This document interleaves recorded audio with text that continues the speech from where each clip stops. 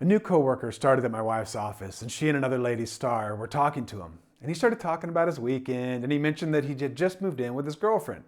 Now, if you grew up in the church world, you know moving in with somebody before marriage is a big no-no.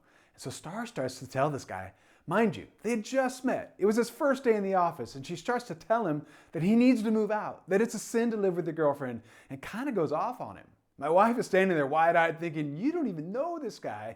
And as far as we know, he doesn't know Jesus. Why would you shame him for something that has nothing to do with his own personal ethic?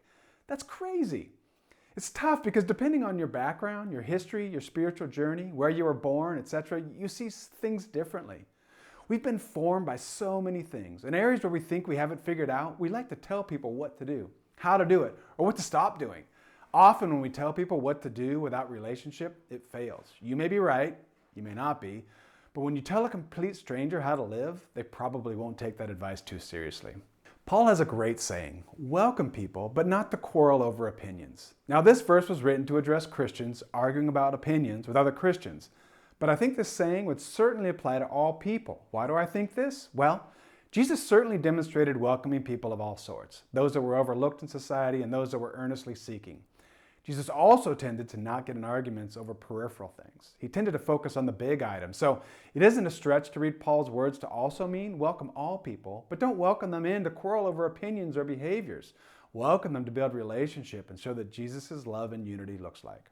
Sometimes our temptation is to get ahead of ourselves, like teaching a kindergarten student algebra when they need to start by learning their 1, 2, 3s. We're tempted to move forward and get straight to behavior when the truth is, God is more concerned with a person's heart and healing the relationship between them and God. We live in a love-starved time. People need to see and experience true and lasting love. Jesus offers that type of love that heals that love-starved place in our heart. Much of what we call love is fleeting and leaves us wanting. It actually substitutes pleasure for a place that requires love. So when we welcome all people, and not to argue over opinions and behavior, we start to show the people Jesus-type love. When we welcome all people, we look like Jesus who hung out with every type of person imaginable.